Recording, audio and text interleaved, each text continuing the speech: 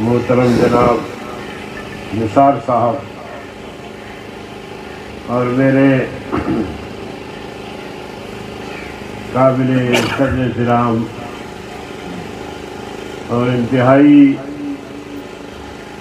مجاہد اور مخلص ساتھی جناب مولانا امتیاز صاحب عباسی، سامعین حضرات، علماء کرام، انجمن تاجران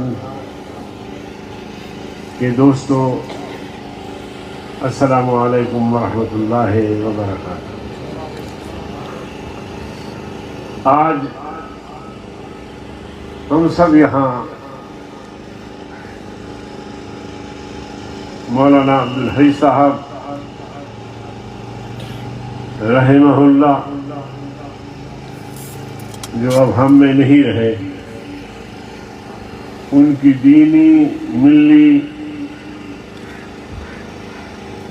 خدمات کو خراج تحسین پیش کرنے کے لیے یہاں جمع ہے،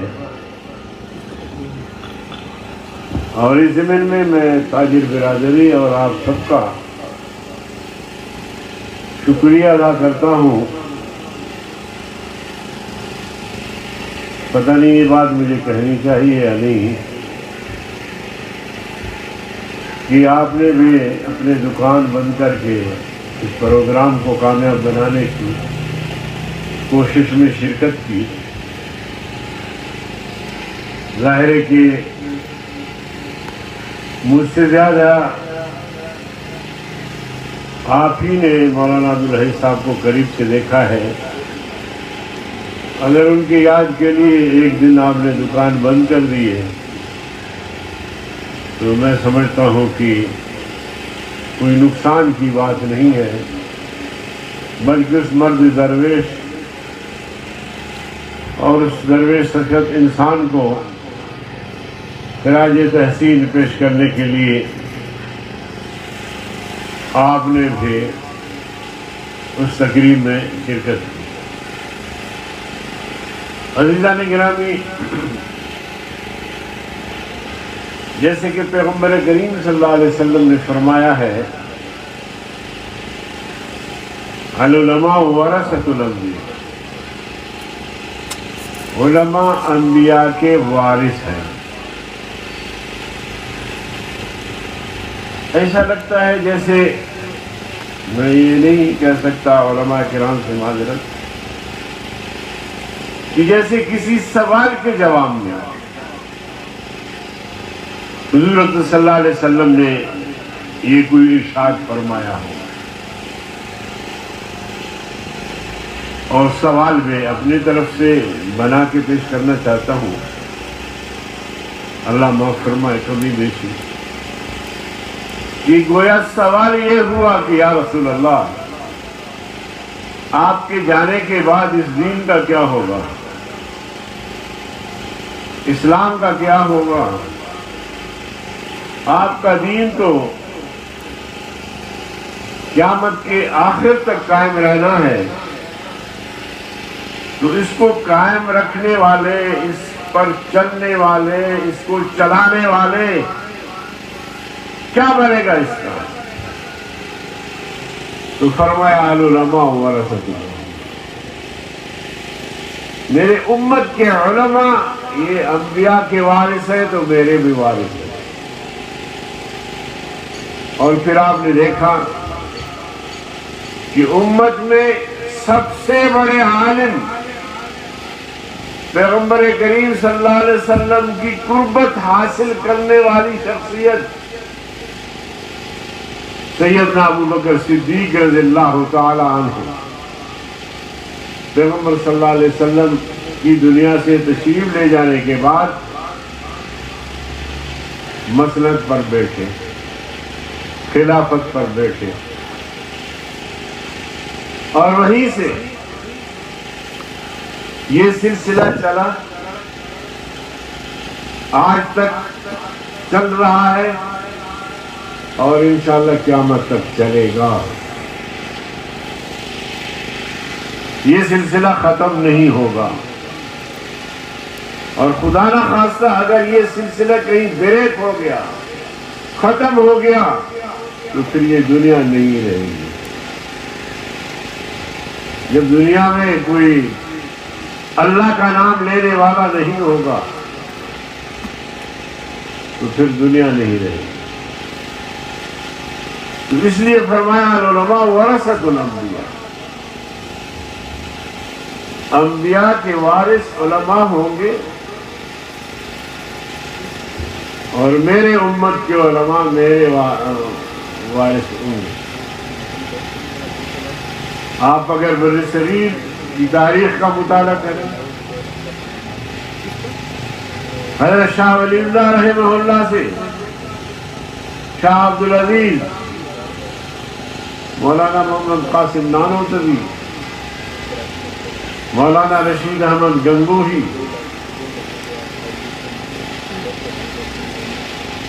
اور پھر انگریز کے خلاف تحریک کے علاوہ براہ راست جو جنگ ہوئی شاملی کے مقام پر، یہ وہی سلسلہ ہے کہ باطل کے خلاف سینہ سفر ہو کے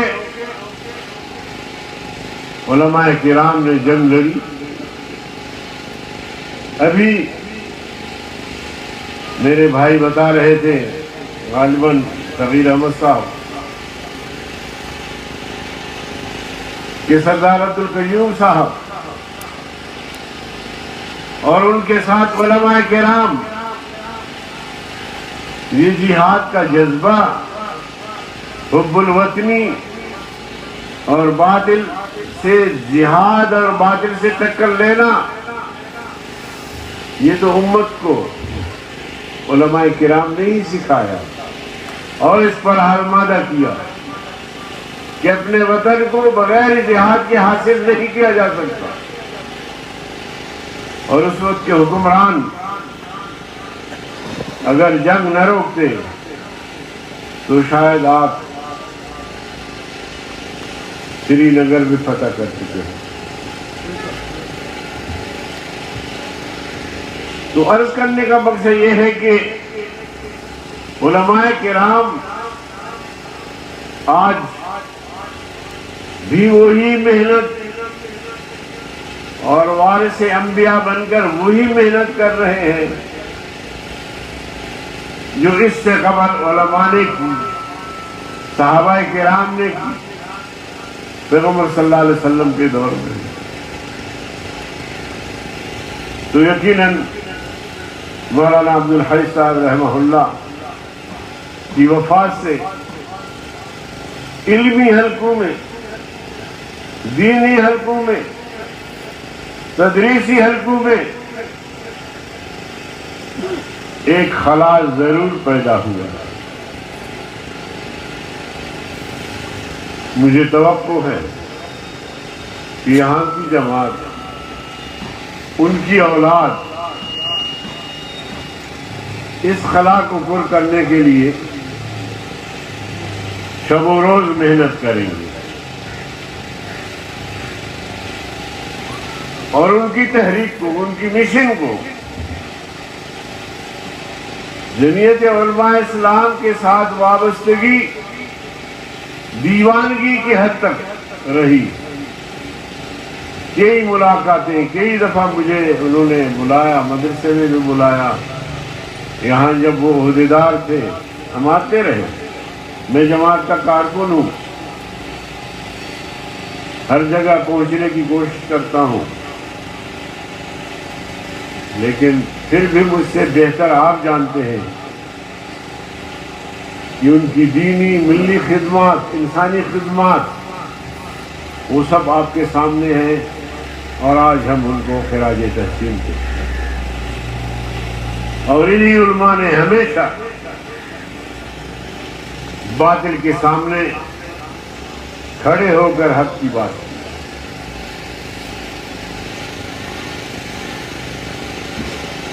کلمۃ حق افضل الجہاد، کلمۃ حق عند سلطان جائز۔ سلطان جابر کے سامنے ایسے ہی علماء کھڑے رہے اور آج قائد جمعیت مولانا فضل الرحمان صاحب کی صورت میں کلمہ حق سلطان جابر کے سامنے بڑے واضح انداز میں ہو رہا ہے۔ میرے دوستوں، میں پاکستان کی بات یہاں کروں یا نہ کروں مجھے معلوم نہیں، کریں سر۔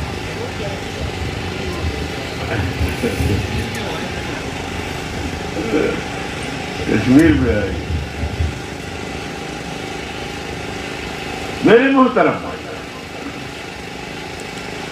ہم نے 73 سال میں قوم کو کیا دیا ہے؟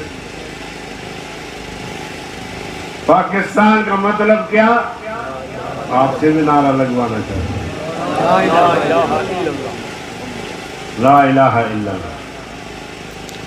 لا الہ الا اللہ کے نام پر پاکستان بنا۔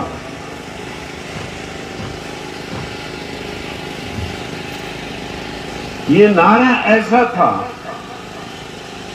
کہ بر صغیر کے مسلمان یہ سمجھنے لگے کہ اس نعرے کی بنیاد پر اگر ایک ریاست قائم ہوگی تو وہ اسلامی ہوگی، اور اسلامی ریاست کا تصور ان کے سامنے یہ تھا کہ اس ریاست میں عدل و انصاف ہوگا، اس ریاست میں ہمارے معاشی مسائل حل ہوں گے، اس ریاست میں ہم محفوظ ہوں گے ہندو کے مظالم سے۔ اس لیے مسلمانوں نے ہندوستان میں اپنے گھر چھوڑ دیے،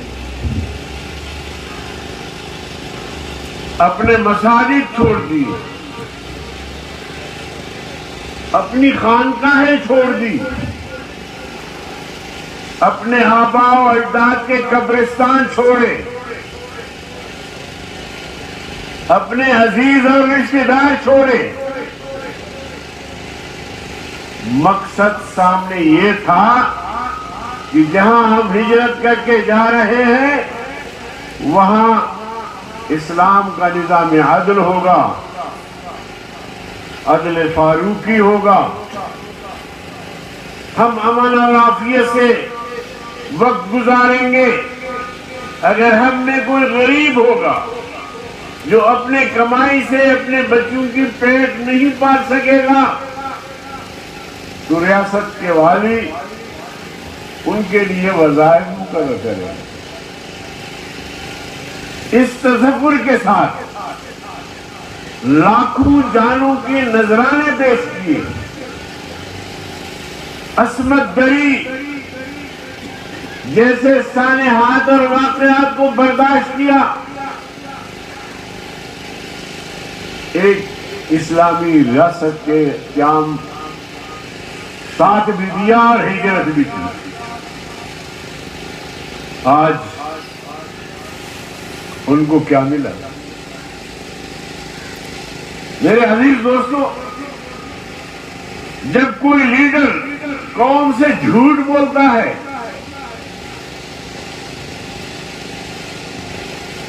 غلط بیانی کرتا ہے، جیسے آج بولا جا رہا ہے، تو پھر اس کا نتیجہ ہمارے سامنے ہے۔ اس وقت میں جناح صاحب کے ارد گرد جو لوگ تھے وہ صحیح نہیں تھے، صحیح گائیڈ نہیں کر سکے، بلکہ آزادی کے بعد سیکولر اسٹیٹ کا تصور جو ہے وہ دیا گیا، متعارف کرایا گیا۔ جناب محمد علی جناح صاحب کی زندگی وفا نہ کی، لیکن جو باقی ماندہ لوگ بچے انہوں نے ریاست کو اسلام سے دور کر دیا۔ آج ہمارے لیڈر کہتے ہیں کہ جھوٹ بول بول کے تو میں وزیر اعظم بنا، تو یہ تصور اسلام میں نہیں ہے۔ ریاست مدینہ کی بات کرتے ہیں ہم، شرم نہیں آتی ہے؟ یہ ایسی مقدس ریاست کی بات ہم کر رہے ہوتے ہیں جس پر ہمارا اپنا عمل نہیں ہے۔ لِمَ تَقُولُونَ مَا لَا تَفْعَلُونَ، تم ایسی بات کیوں کرتے ہو جس پر تمہارا عمل نہیں ہے؟ تم ریاست مدینہ کی بات کر کے ریاست مدینہ کا مذاق اڑاتے ہو۔ میں کہا کرتا ہوں کہ جناب والا، آپ کی 6 فٹ کی جو ہے قد ہے، قد، یہ 6 فٹ کی جو ریاست ہے، آپ کی وجود سب سے پہلے اس 6 فٹ کی ریاست میں تو کم از کم ریاست مدینہ نافذ کرو۔ ایک شخص اگر 6 فٹ کی ریاست میں ریاست مدینہ نافذ نہیں کر سکتا تو 22 کروڑ مسلمانوں کی ریاست میں وہ کیسے ریاست مدینہ کا نمونہ پیش کر سکے گا؟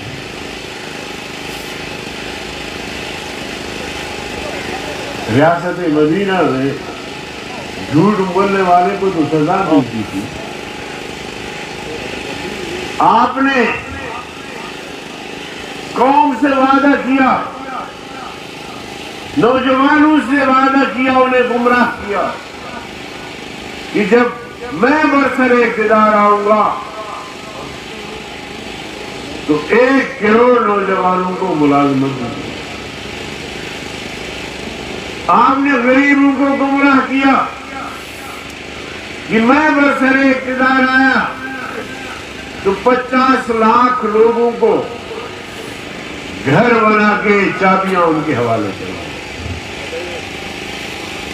آپ نے کہا تھا کہ میں پاکستان کی معیشت کو آسمان کی بلندی تک پہنچاؤں گا، اور اس سال کا جو بجٹ پیش ہوا، جو جی ڈی پی گروتھ ظاہر کیا گیا وہ 0 تھا۔ یہ آسمان کی بلندی تک پہنچانے والے بجٹ کو، ڈالر کو کہا کہ جی ہم 100 سے 60 تک لے جائیں گے۔ یہ جو کشمیر اور پاکستان سے لوگ باہر دنیا میں جا کے محنت مزدوری کاروبار کر رہے ہیں، وہ سب واپس آ جائیں گے، اس لیے کہ پاکستان 2-2.5 سال میں یورپ کو گراس کر جائے اور مختصر وقت میں پاکستان پر جو قرضے ہیں وہ سب معاف کر دیے جائیں گے۔ اور میں IMF اور ورلڈ بینک سے قرضہ نہیں لوں گا، اور اگر مجھے کہا گیا کہ آپ IMF سے قرضہ لے لیں، اس کے بغیر ملک نہیں چل سکتا، تو میرے لیے پھر خودکشی بہتر ہو۔ میں ان سے کہا کرتا ہوں عام طور پر کہ میرے بھائی، وعدے تو آپ نے بہت کیے، ان سب پر عمل درآمد کرنا آپ کی بس کی بات نہیں ہے۔ آپ ایک وعدے پر عمل کریں جو اس میں دیر نہیں لگتی ہے، وہ ہے خودکشی والی۔ یہ تو کم از کم آپ کے اختیار میں ہے۔ جتنے وعدے آپ نے کیے اس پر عمل درآمد نہیں کر سکے تو مہربانی کر کے اس پر تو عمل درآمد کرے، اور یہ مشکل میں نہیں ہے۔ کسی نے کہا کہ مولوی صاحب آپ خودکشی کی بات کر رہے ہیں، خودکشی تو جائز نہیں ہے. میں نے کہا عمران کے لیے جائز نہیں. تو میرے عزیز دوستو، جھوٹ پہ جھوٹ بول کے 2.5 سال ہی نہیں گزارے. ہم نے تو روز اول سے کہا کہ 2018-25 جولائی کے انتخابات میں بدترین دھاندلی ہوئی ہے. یہ گروپ حق نہیں رکھتا کہ پاکستان پر حکومت کرے. جعلی ہے، نالائق اور نااہل ہے. لیکن ہمیں کہا گیا کہ نہیں جی ٹائم دے دو، وقت دے دو. اب 2.5 سال ہو گئے. GDP گروتھ کا وہ حال ہے، نوجوانوں کو روزگار دینے کا یہ حال ہے، اور غریب پس رہا ہے. غریب نانے شبینہ کے لیے محتاج ہو گیا ہے. غربت بڑھ رہی ہے، مہنگائی بڑھ رہی ہے، ٹیکس پہ ٹیکس لگائے جا رہے ہیں، پھر بھی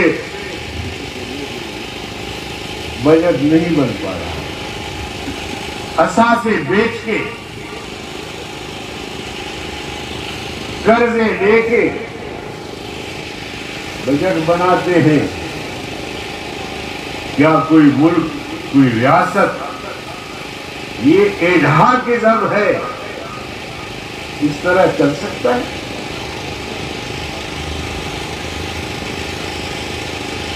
میرے عزیز دوست، آپ نے فرمایا کشمیر کی بات. بالکل میں کشمیر کی بات کرتا ہوں. ہم دکھی ہیں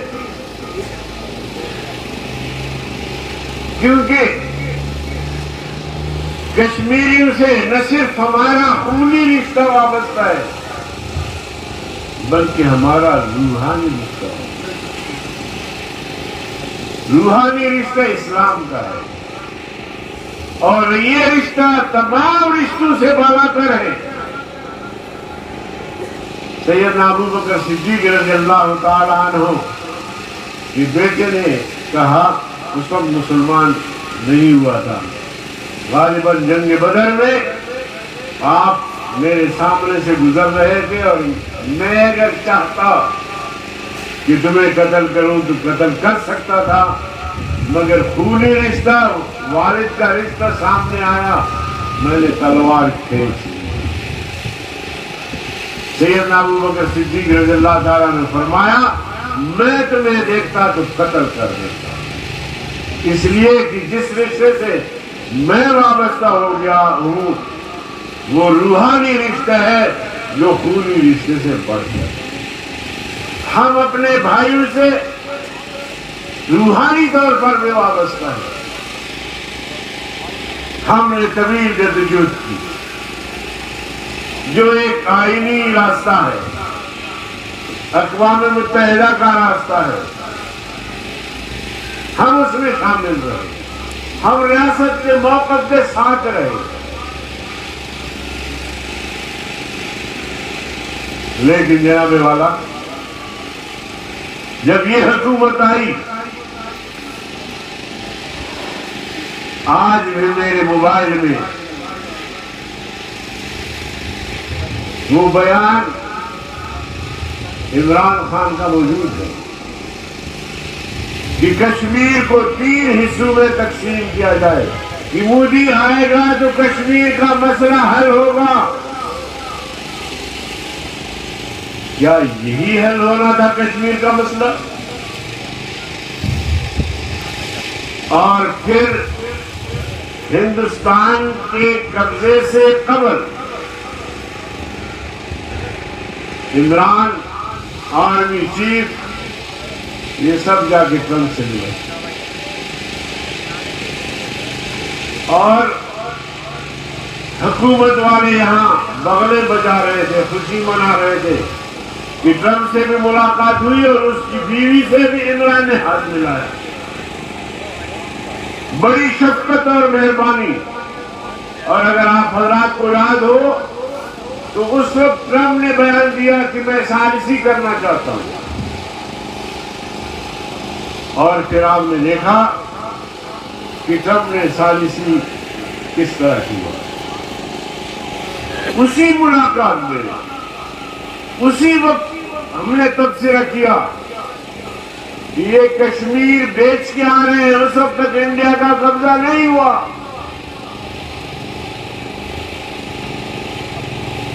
ان کو ٹرمپ نے کہا کہ اب وہ کشمیر جو ہے وہ انڈیا کا ہوگا، آپ نے بیان بازی کرنا ہے، احتجاج کرنا ہے، شور مچانا ہے، جنگ نہیں کرنا. نعرہ تکبیر، نعرہ تکبیر، تقسیم کشمیر، تقسیم کشمیر، مکتیا تیرا چھوڑنے آدھی، مکتیا تیرا چھوڑنے آدھی. پھر نیازی صاحب نے کہا کہ کیا میں گولی چلاؤں؟ کشمیر کو حاصل کرنے کے لیے میں گولی چلاؤں، فوج کو حکم دوں؟ تو بابا بعض مسائل ایسے ہوتے ہیں کہ وہ گولی کے بغیر حل نہیں ہوتے، وہ جہاد کے بغیر حل نہیں ہوتے. اور ہندوستان ہمارا ازلی دشمن ہے. آج تک ہندوستان نے ہمیں آزاد اور خود مختار تسلیم نہیں کیا. آج بھی اس کوشش میں ہے کہ پاکستان تحلیل ہو جائے. تو تم اپنے دشمن سے اس قدر غافل ہو. تو ہم نے سب سے پہلے جمعیت علماء اسلام میں مولانا فضل الرحمان صاحب نے اس بات کی نشاندہی کی کہ کشمیر انہوں نے بیچ کیا، ہندوستان کے حوالے کر دیا. اور پھر مودی نے آپ نے دیکھا کہ آئین میں ترمیم کر کے کشمیر کی اسٹیٹس ختم کر کے اس کو ہندوستان میں ضم کر دیا. پہلے یہ تھا کہ کشمیر میں، مقبوضہ کشمیر میں باہر سے لوگ آ کر آباد نہیں ہو سکتے. وہ اسٹیٹس میں ختم کر دیا تاکہ باہر سے ہندو لا کے آباد کر کے مسلمانوں کو اقلیت میں تبدیل کیا. اندازہ لگا. تو آپ دعا فرمائیں کہ ان کی دور میں کشمیر کا خیر ہو. یہ ظالم بھکاری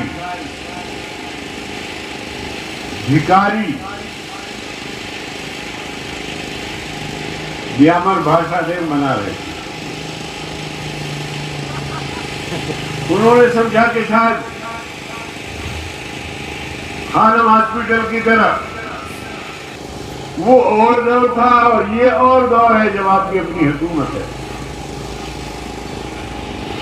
اور آرمی چیف جسٹس وزیر اعظم نکلے ہیں ملک کے لیے چندے کے لیے.